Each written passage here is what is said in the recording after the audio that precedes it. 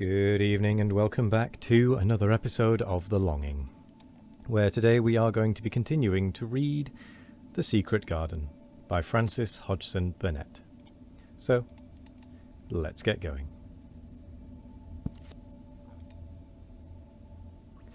Rainy days lost their terrors that morning. When the footman had wheeled the chair into the picture gallery and left the two together in obedience to orders, Colin and Mary looked at each other delighted. As soon as Mary had made sure that John was really on his way back to his own quarters below stairs, Colin got out of his chair. "I am going to run from one end of the gallery to the other," he said, "and then I am going to jump, and then we will do Bob Howarth's exercises." And they did all these things and many others.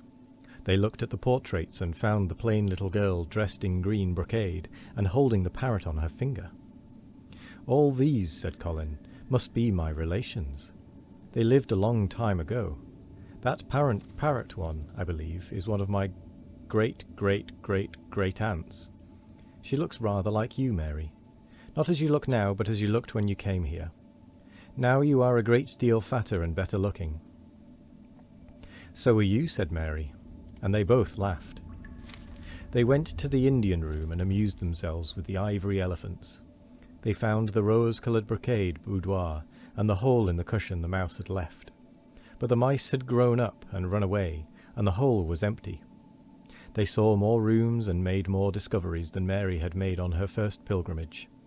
They found new corridors and corners and flights of steps, and new old pictures they liked and weird old things they did not know the use of. It was a curiously entertaining morning, and the feeling of wandering about in the same house with other people, but at the same time feeling as if one were miles away from them, was a fascinating thing. "I'm glad we came," Colin said. "I never knew I lived in such a big, queer old place. I like it. We will ramble about every rainy day. We shall always be finding new queer corners and things." That morning they had found, among other things, such good appetites that when they returned to Colin's room it was not possible to send the luncheon away untouched. When the nurse carried the tray downstairs, she slapped it down on the kitchen dresser so that Mrs. Loomis, the cook, could see the highly polished dishes and plates. "Look at that," she said.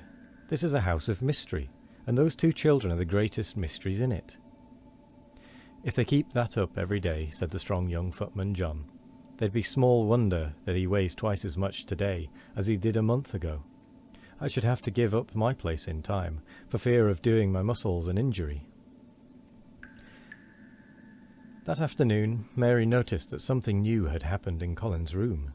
She had noticed it the day before, but had said nothing because she thought the change might have been made by chance. She said nothing today, but she sat and looked fixedly at the picture over the mantel. She could look at it because the curtain had been drawn aside. That was the change she noticed. "I know what you want me to tell you," said Colin, after she had stared a few minutes. "I always know when you want me to tell you something. You are wondering why the curtain is drawn back. I am going to keep it like that." "Why?" asked Mary. "Because it doesn't make me angry anymore to see her laughing. I wakened when it was bright moonlight 2 nights ago, and felt as if the magic was filling the room, and making everything so splendid that I couldn't lie still. I got up and looked out of the window. The room was quite light, and there was a patch of moonlight on the curtain, and somehow that made me go and pull the cord. She looked right down at me, as if she were laughing because she was glad I was standing there. It made me like to look at her. I want to see her laughing like that all the time. I think she must have been a sort of magic person, perhaps." "You are so like her now," said Mary, "that sometimes I think perhaps you are her ghost made into a boy." That idea seemed to impress Colin. He thought it over and then answered her slowly. "If I were her ghost, my father would be fond of me." "Do you want him to be fond of you?" inquired Mary. "I used to hate it because he was not fond of me. If he grew fond of me, I think I should tell him about the magic. It might make him more cheerful." Chapter 26. Its Mother. Their belief in the magic was an abiding thing. After the morning's incantations, Colin sometimes gave them magic lectures. I like to do it, he explained, because when I grow up and make great scientific discoveries, I shall be obliged to lecture about them, and so this is practice. I can only give short lectures now because I am very young, and besides, Ben Weatherstaff would feel as if he were in church, and he would go to sleep. Best thing about lecturing, said Ben, is that a chap can get up and say aught he pleases, and no other chap can answer him back. I wouldn't be again lecturing a bit myself sometimes. But when Colin held forth under his tree, old Ben fixed devouring eyes on him, and kept them there. He looked him over with critical affection. It was not so much the lecture which interested him, as the legs which stood straighter and stronger each day.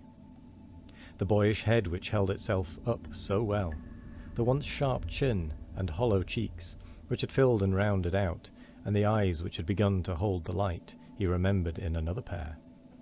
Sometimes when Colin felt Ben's earnest gaze meant that he was much impressed, he wondered what he was reflecting on, and once when he had seemed quite entranced, he questioned him.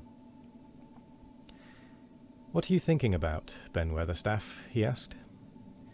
"I was thinking," answered Ben, "as I'd warrant that has gone up 3 or 4 pound this week. I was looking at the calves and the shoulders. I'd like to get thee on a pair of scales." "It's the magic and Mrs. Sorby's buns, and milk and things," said Colin. "You see, the scientific experiment has succeeded." That morning Dickon was too late to hear the lecture. When he came he was ruddy with running, and his funny face looked more twinkling than usual. As they had a good deal of weeding to do after the rains, they fell to work. They always had plenty to do after a warm, deep, sinking rain. The moisture which was good for the flowers was also good for the weeds, which thrust up tiny blades of grass and points of leaves which must be pulled up before their roots took too firm a hold. Colin was as good at weeding as anyone in these days, and he could lecture while he was doing it. "The magic works best when you work yourself," he said, this morning. "You can feel it in your bones and muscles. I am going to read books about bones and muscles, but I am going to write a book about magic. I am making it up now. I keep finding out things." It was not very long after he had said this that he laid down his trowel and stood up on his feet. He had been silent for several minutes, and they had seen that he was thinking out lectures, as he often did. When he dropped his trowel and stood upright, it seemed to Mary and Dickon as if a sudden strong thought had made him do it. He stretched himself out to his tallest height, and he threw out his arms exultantly. Colour glowed in his face, and his strange eyes widened with joyfulness. All at once he had realized something to the full. "Mary, Dickon," he cried, "just look at me." They stopped their weeding and looked at him. "Do you remember that first morning you brought me in here?" he demanded. Dickon was looking at him very hard. Being an animal charmer, he could see more things than most people could, and many of them were things he never talked about. He saw some of them now in this boy. "Aye, that we do," he answered. Mary looked hard too, but she said nothing. "Just this minute," said Colin. "All at once I remembered it myself. When I looked at my hand digging with the trowel, and I had to stand up on my feet to see if it was real. And it is real. I'm well. I'm well."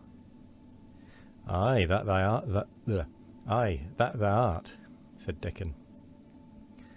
I'm well, said Colin again, and his face went quite red all over. He had known it before in a way. He had hoped it, and felt it, and thought about it. But just at that minute, something had rushed all through him, a sort of rapturous belief and realization, and it had been so strong that he could not help calling out. And with that, we actually come to the end of the episode. Well, the end of the reading portion anyway. Pop, there goes the end. We go ahead and sit back down. Not many more pages left, so that must mean... Well, actually, I don't know how this book ends, if I'm completely honest. But anyway, speculation.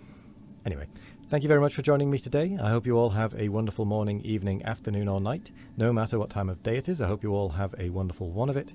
And as always, we will be back tomorrow for more of The Longing. Goodbye.